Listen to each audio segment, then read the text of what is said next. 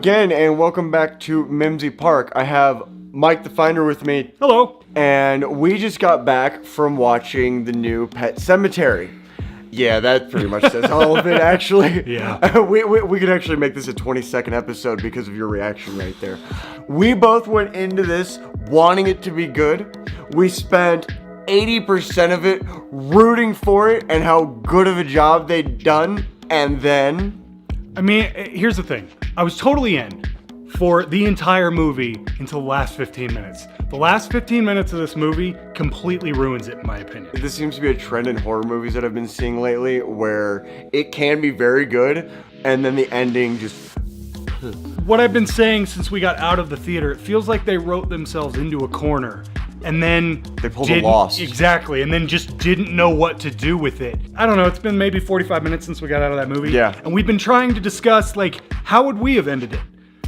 You can't, because the moment... Spoilers. I'm just going to say spoilers right now, so you can tune out if you don't want to hear the spoilers. But the moment the family is reunited, toward the end of the movie, everything falls apart because they've written themselves into this corner of the whole family being together, and then it just sort of devolves into this weird zombie movie. It does seem at a certain point that they're just like, okay, we're just gonna follow a trend. Like we're just gonna do the whole, like, it's a quirky zombie movie now. And I'm not really sure what was going on there because, again, right up until the last, like, 15, 20 minutes, it's great. Yeah. They do a good job of playing on your expectations, especially anybody that's seen the original. You go into it going, okay, they need to do this, and they should do this. We all do that with remakes. This is what they should do. This is what they should do. And they do a really good job of taking that and then at the last minute twisting it the fuck around. And they did that with the ending. They twisted it up until it was a mushy mess and there was nothing to be done with it. I mean, they did make it different. It is different. Different is not good. That's like the whole progress for the sake of progress. Yeah. It's the same thing and it just feels like lazy. Well, I don't know if it's lazy or pure stupidity, because like I said, it feels like they got to this point in the script of like, okay, sweet. Oh crap, where do we go from here? Here's where it all started to fall apart for me. When they're in the woods and the little girl starts to beat the dad up, that was when the whole movie shifted for me, and I was like, okay, even if she is a zombie or whatever you want to call her, she's still a 9-year-old girl. Where does the superhuman strength exactly, come from? he is still a full-grown adult. So I don't understand exactly when they were filming it. Nobody went, that's a child, and that's a full-grown adult. I brought my daughter for an example today. See, now she's on the ground. There's a thing at the beginning of this movie where John Lithgow takes the main character up into the woods. The protagonist, to show him, hey, you can bury Church, the cat, here, and he will rise back up. When they show that, there's, I don't know, 200 stairs going up this giant thing. Mm-hmm. Plus, you have this giant dam made of wood. It's a mountain. Yeah, it's a mountain made of lumber. Exactly. The sheer logistics of getting a child to pull a full-grown adult, her mother, up not only that giant mountain of sticks, but also those 200 stairs, bury her. It just doesn't make sense. Well, she's got superhuman strength now, so she's got those glutes now, and so she just jumps over the mountain. I would agree with you had they said something about the superhuman strength. If there was one line in that movie about, hey, she's strong now, right. it would make everything better, but there's not. And then you have this climax toward the end that just sort of falls flat just because it's like, what is going on? Like, that's a kid. They are referencing the end with the whole, like, how the original one ends. I won't ruin it too much, but the way the original one ends, it feels like they're referencing that in the way that this one ends. But it feels like it just falls short. Like, they had the idea, we wanted to replicate this, but then it just falls short and they don't execute it. The moment it ended, I turned to you and I said, they pushed it too far. Yeah, those were actually his exact words. I was so into this movie the whole time we were watching it. I was like, the cinematography's good, the color grading's good, even the writing's good. It's such a clear example of setup, conflict resolution. It's so satisfying to watch. Until you get to this last 15 minutes, it broke my heart a little bit, if I'm being honest. I was holding my breath and crossing my fingers of like, this is gonna be good, this is gonna be good, and it's just, ah! No, it just falls apart.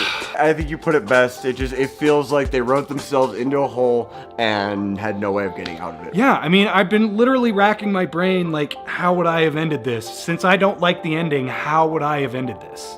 I can't answer that question. Again, I still think we came up with a couple of ideas that worked very well. I think the whole somebody having to kill the daughter at the end and then it just ending sad is still way better. Even though it's not a satisfying ending, it makes sense. Well, it would have made a lot more sense had they played off of the wife absolutely hating the husband. Right. That would have made it a lot better. Maybe but breaking mentally because of her sister. Exactly. And there's this moment where you think they're gonna do that, and then she just goes upstairs with the son, and then they don't ever mention like, hey, this is really fucked up. You know, this only makes sense because of the ludicrous idea that she's superhuman now. But I do want to mention the part where there's a desk in front of the door. When she starts she opens the door, but it's like little by little to the point where I feel like the mom could have just Yeah, see, when that her happened, fucking legs against it and just Exactly. be like, okay, now you're out there. when that happened, all I was thinking was, okay, just push the dresser back, and then you're back at square one, and then Exactly. she has to start all over from the beginning, pounding on the door. She's dead. She's gonna tire out eventually. Exactly. Her limbs are going to atrophy, and she's not going to be able to do anything. The little girl that plays her, incredible. Yeah. That girl is going to explode in the horse scene. Well, like, and for real. That's the thing. It was really well acted. Everything. It was even well written until the last 10 pages of the script. And that's because you can't go anywhere. When you reunite all of them back together, it all falls apart. Which bears the question, why didn't they just redo the fucking original ending? Why not just redo the original ending? I think it's because they were really trying to make their own spin on it. You could take the whole thing out with the wife's sister, and you would have the exact same movie. That whole little subplot has nothing to do with anything. It was almost just like an homage to the original, more than an actual It just plot doesn't. point. It doesn't need to be there. Like, and the movie is. I don't know how long was the movie. I don't even Hour remember. 40. An hour 40. Yep. You could have easily trimmed 15 to 20 minutes off that. Yep. And it wouldn't have been a big deal. You remove all the stuff about the sister. She's still really fucked up, and you can still play with those ideas. But we don't need to see her sister die. Special effects were good. Yeah, the special effects were great. The makeup was really cool.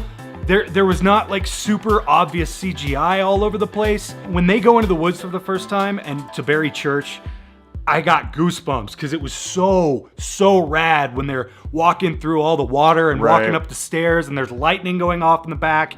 The thing that I really liked about it is there's not this piss brown or blue color grade over the whole movie, and it just sort of looks like a normal film during the day. I will say there are a couple shots, especially when he is sitting at that stoplight with the red light coming off of that. There are some shots in this movie that I'm just like, wow.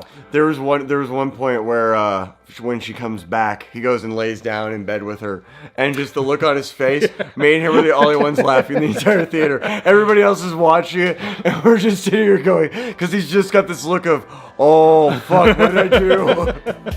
What do you rate this out of 10? 6.5? That's higher than I came in. 6.5? I give it a 5 out of 10. I feel like 80% enjoyable deserves at least a 60 some odd percent rating. Yeah, but I also feel like the ending screws it up so bad that it sort of makes how good the beginning of it is sort of forgettable.